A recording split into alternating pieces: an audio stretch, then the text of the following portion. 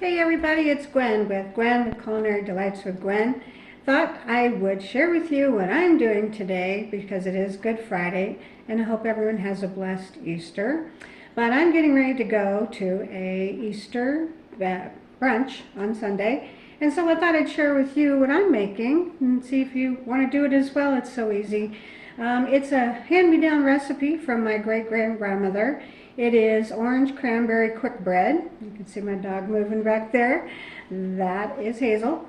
But anyway, I want to let you know what I'm going to do. I'm going to show you, bring you along with this one. It's easy, few ingredients. It's leftover stuff kind of from Christmas with the cranberries and the oranges you can always get right now. But it's a feel-good recipe and I thought I would take it and make it. So I'll be back in a moment and we'll show you how we're making it. Welcome back. All right, so I'm going to show you how to make an orange cranberry quick bread. Family recipe. Used to sit by my great-grandmother and watch her make this, and it brings back nostalgic feelings for me. Easter was always really a special time in our house. My mom always made sure that we were able to go and get our Easter dresses and get our Easter baskets and go to church, and then after church we'd go to my great-grandmother's house and have a big feast. So, thought I'd share it with you. So here we go. All right, so this particular recipe is kind of dry and wet, and we're going to put them all together and then fold in the cranberries afterwards. They're so pretty, aren't they? I love cranberries. And then we're going to do a little zesting of oranges and some squeezing of some orange juice and put that in there and pop it in the oven. It takes about 50 minutes or so. And then when we're done, we'll try it and see what you think. So here we go. All right, so first thing, grab a nice bowl.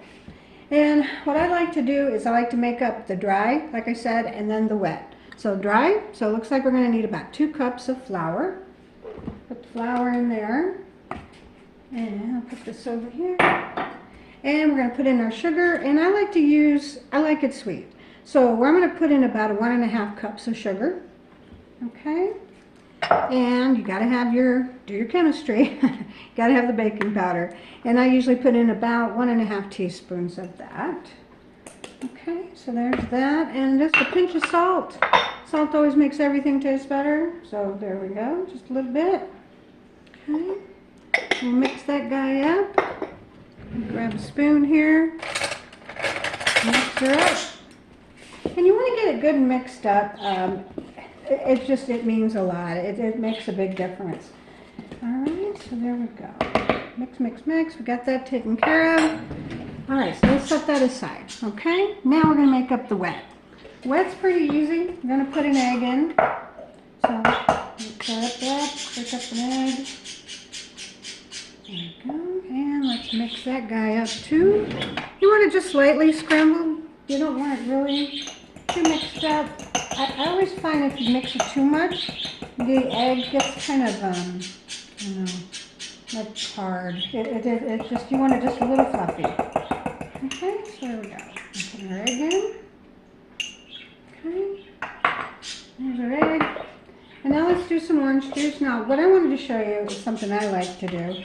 I think zesting makes things taste really good. I like to use my microplaner and a nice orange. But the trick is, you don't want to go too far into the white. If you go too far into the white, it's bitter. So you just want to lightly, now I already started it, just want to lightly plant it and put a little zest in there. There you go. You see, I'm only taking off a little bit.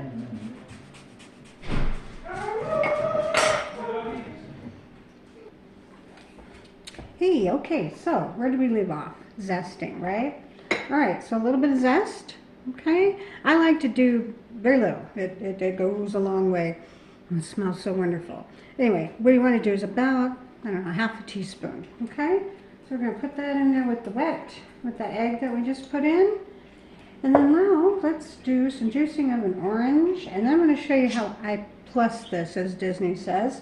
My grandmother never added this, but I kind of think it would. I add just a tiny bit of little cranberry juice to it. It really brings out the flavor. So, all right, we'll get there in a minute.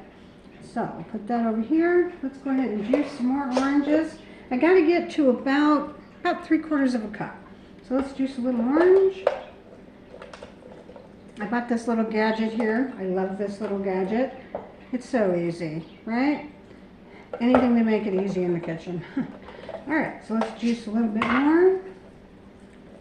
Oh, you gotta work out those muscles, right? Not. Here we go. All right, I think we're getting there. So let's juice one more.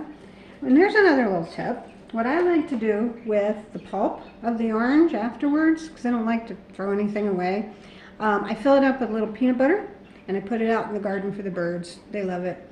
I think the scent brings them in, and then they sit there and eat the rest of the peanut butter. And then I get to look at some pretty birds. So, all right, so one more. Zest a little bit until we get to 3/4 of a cup. All right, I think we're there. Yep, we're getting there. All right, so zesting. I don't know, let me know down in the comments below. What do you guys bring for Easter brunch? Love to hear what kind of recipes y'all bring. I know I like to bring sweets. Sweets are always better. All right, so there we go. Let's go ahead and pour this in. See, it even has a nice little pour. I love it. You pour your orange juice in with your wet. Always important to keep everything separate until the very end, and I'll show you how that works. Okay, and here's the plus. A little bit of cranberry juice. I usually like to use about 1/4 cup. And I move that in there. And I just think it adds a little bit more to it. All right, so let's mix those up. All right, so now what we're going to do is we're going to take our flour that we put before all the dry ingredients, and we're going to take all the wet. We're going to fold them in together, and then we're going to add the cranberries. All right, so here's our flour, and I like to make in the middle kind of a, and I'll show you what I mean here, kind of like a little well in the middle. Let me show you.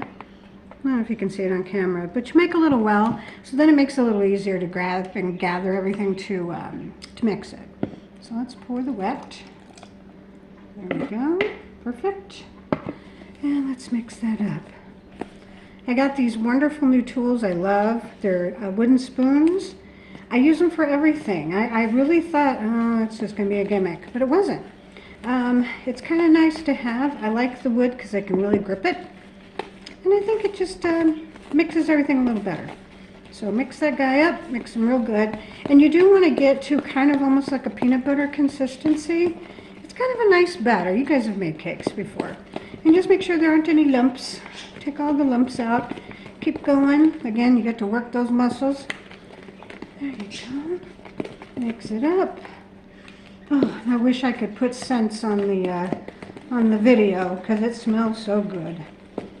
Yeah, okay, mix it up. Pretty tasty, I think. I know, you're tempted to taste it. Don't. It really isn't a good idea to eat raw eggs.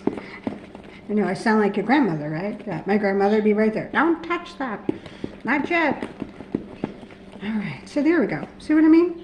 You kind of get it one too, kind of like a peanut butter consistency. Yum. All right, so here's when a little bit more magic comes in. All right, so let's do some cranberries. Now, like I said, I use frozen cranberries because they're left over from Christmas usually, because I make this for Christmas too sometimes. And there we go. So I've already kind of cut up some. It's a tedious task, but it's worth it, I promise you. And you want to cut them just in half, because what happens is, and I'll cut some here while we're talking, grab a knife here, is you want to add a couple more, or some more into it. But here's what I mean. See, when you cut the cranberry, they come into these like little, little squares, like that. But what happens when it gets baking and it goes in there, those flavors just kind of pop out, and it's so good. That's where the flavor comes out. I've had others say that you cut them in 4s.